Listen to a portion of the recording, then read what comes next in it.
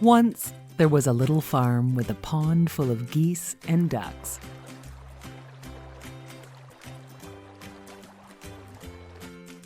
On a fine spring morning, a mother duck felt her eggs start to crack beneath her. One by one, all the eggs broke open, with each new baby duckling cuter than ever. Until the last egg broke open. The duckling did not look like the other cute little ducklings. He was gray and clumsy and way too big. The mother duck thought, "How big and clumsy this duckling is." But she loved him just as much as the other ducklings. The next day, the mother duck took her ducklings to meet the other farm animals. As soon as they entered the farmyard, the other animals started to call the gray duckling names. "Look at the ugly duckling," said a mean old goose. Soon, his own brothers and sisters were calling him names. They called him Ugly Duckling. This went on for days, and the ugly duckling decided to run far away.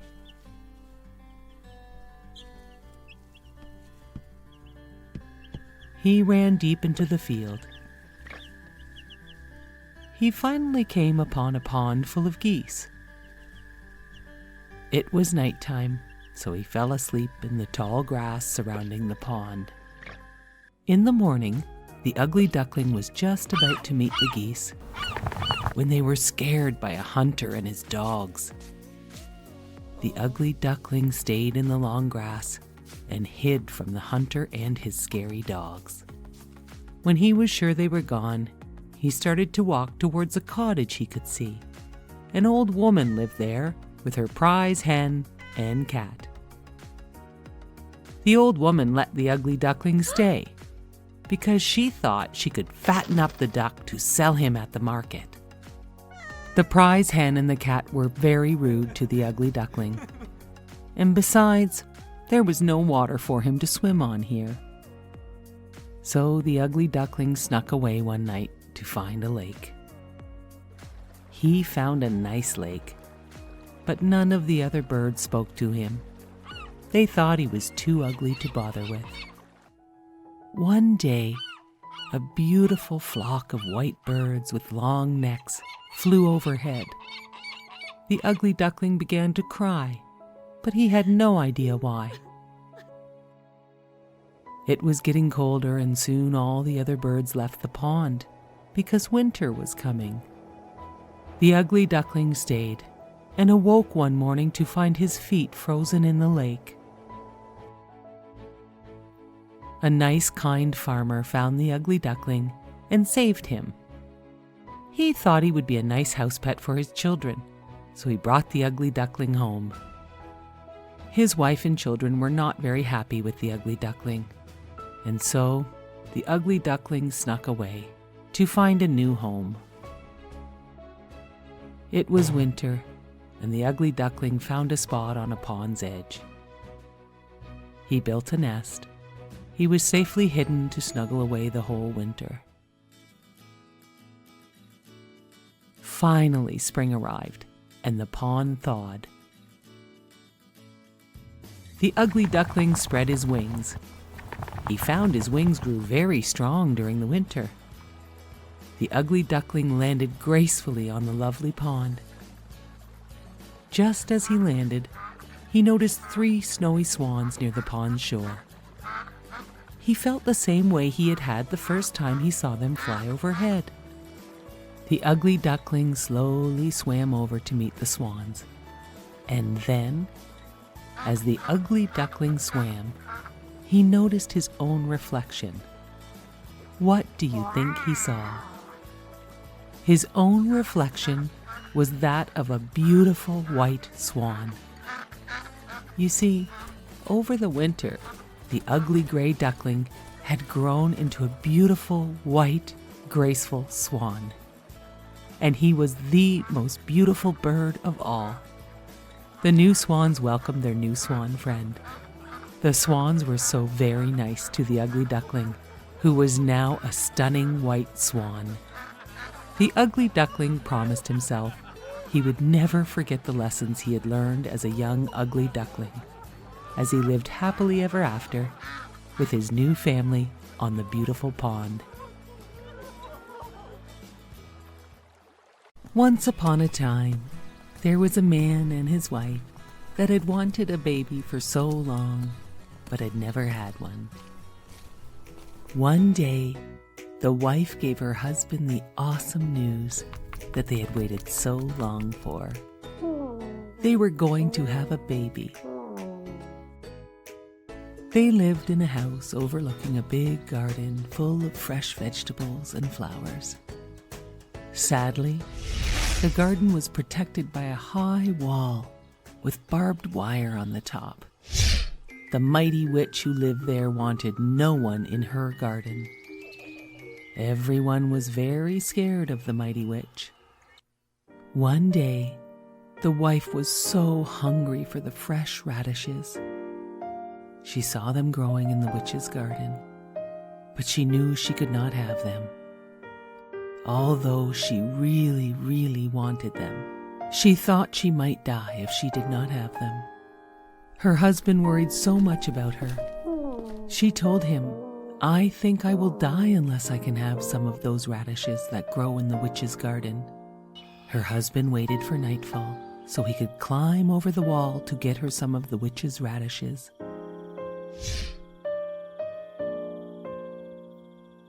He got her some and climbed back over.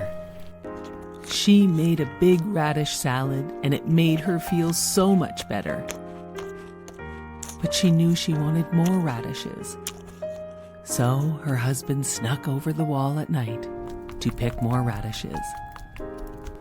As he was climbing back over the wall, the witch was standing right below him. "How dare you steal my radishes?" said the witch. "My wife thought she would die if I did not get them for her. I am very sorry." "If this is true," said the witch, "you can have all the radishes you want, on one condition. You must promise to give me your child to raise as my own." The man was so scared he agreed to whatever she said just to get away. When the beautiful child was born, the witch came and took her away, just as she had threatened. She named her Rapunzel, which means radish. Rapunzel grew more and more beautiful every day, and on her 12th birthday, the witch locked her up in a high tower deep in the woods. The tower had no stairs, no door, only a small window. Rapunzel had beautiful long hair that had never been cut, and when the witch wanted to go up to see her, she would cry, "Rapunzel, Rapunzel, let down your hair." The witch would climb up her hair to see her. This went on for years. One day, a prince was riding by the tower and heard Rapunzel singing. He looked at the tower but had no idea how to get in. So he left. But he came by the next day and saw the witch crying, "Rapunzel, Rapunzel, let down your hair." And he saw the beautiful girl who sang, let down her hair for the witch to climb up to see her. The prince returned at dusk and cried, "Rapunzel, Rapunzel, let down your hair." Rapunzel could not believe it when the young prince appeared, and it was not the witch. They fell in love at first sight. They made a plan for Rapunzel to escape. The witch found this out and cut off Rapunzel's hair and hid her away far from the tower. That night, the witch waited for the prince. He cried, "Rapunzel, Rapunzel, let down your hair." The witch threw out Rapunzel's hair, and he climbed up. To his surprise, it was the witch, not Rapunzel. The witch cursed him you will never see again." And with that, he was blind. For some time he wandered the forest, hoping to hear Rapunzel singing again. And then, one day, he heard her singing. He followed her voice and found her. They hugged and Rapunzel cried, so happy to see him again. One of her tears fell on his face, and a miracle happened. He could see again. "Oh, I am so happy to see you again," said the prince. And then another miracle happened. Rapunzel's beautiful hair grew back, as long and shiny as it had been. The prince took Rapunzel to his kingdom far away from the witch, where they lived happily ever after. Once upon a time, there was a mother pig who told her 3 little pigs it was time for them to build their own home and move out. She told them to build their homes to be safe from the big bad wolf.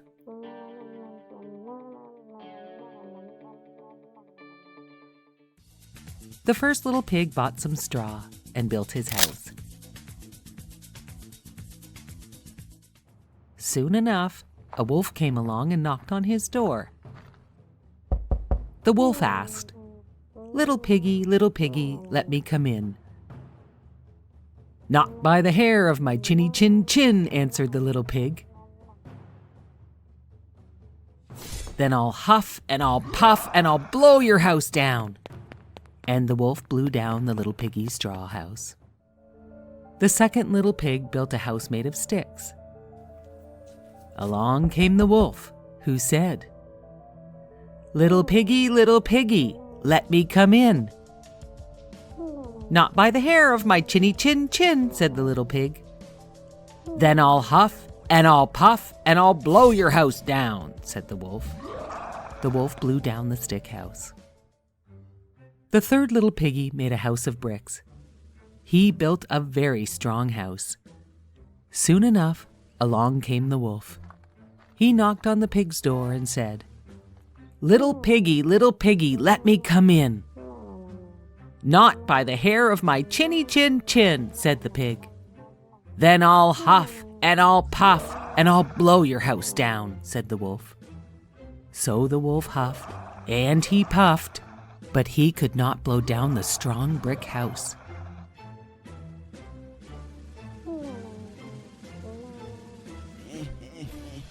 The wolf sat down and wondered how he could get that nice little pig outside the brick house.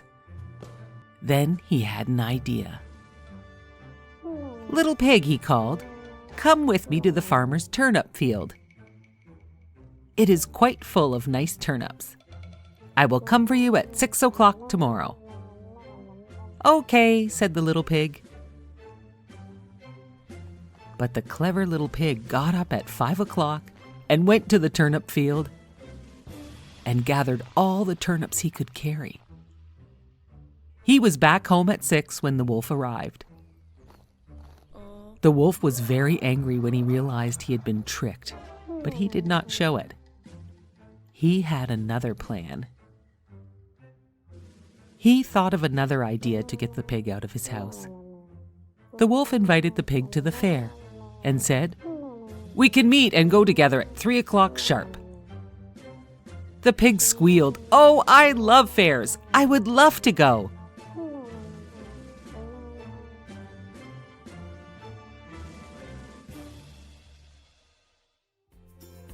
The little pig slipped out early to the fair and had a wonderful time, playing games and eating cotton candy. He even bought a nice new barrel to collect his rainwater. On the way home from the fair, he saw the wolf coming up to meet him. The little pig climbed into his new barrel to hide. The barrel began to roll and rolled right past the wolf. The barrel scared the wolf, and he ran all the way home. After a while, the wolf went to tell the pig about the strange barrel that was rolling right towards him. The little pig laughed and said, "It was only a barrel," the little pig told him. "I was inside the barrel." The big bad wolf did not like to be laughed at, and he was tired of the little pig's tricks. He was also very hungry. He wanted to eat the little pig. "Little pig, I am tired of your tricks. The time has come to eat you up." It had been so easy to huff and puff and blow down the straw and stick houses, but he had to figure out what to do to get into this little pig's brick house. The big bad wolf looked up and saw the chimney for the fireplace. And then he jumped up on the roof and shouted down, little piggy, down the chimney I will come to get you and eat you up." The little piggy put a huge pot of boiling water over the fire just in time. The big bad wolf jumped into the chimney and fell all the way down, right into the pot of hot water. And that was the end of the big bad wolf. Once upon a time in the city of Paris, a young man lived in the bell tower of the Notre Dame Cathedral. He was strong enough to ring the church bells.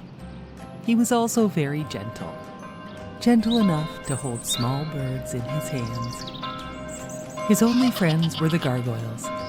They did not mind that he had a hunchback and a face so ugly that his evil, cruel master named him Quasimodo, which means half-formed. Quasimodo knew nothing of the world below him. He only knew what his master told him. His master even taught Quasimodo to think of himself as a monster.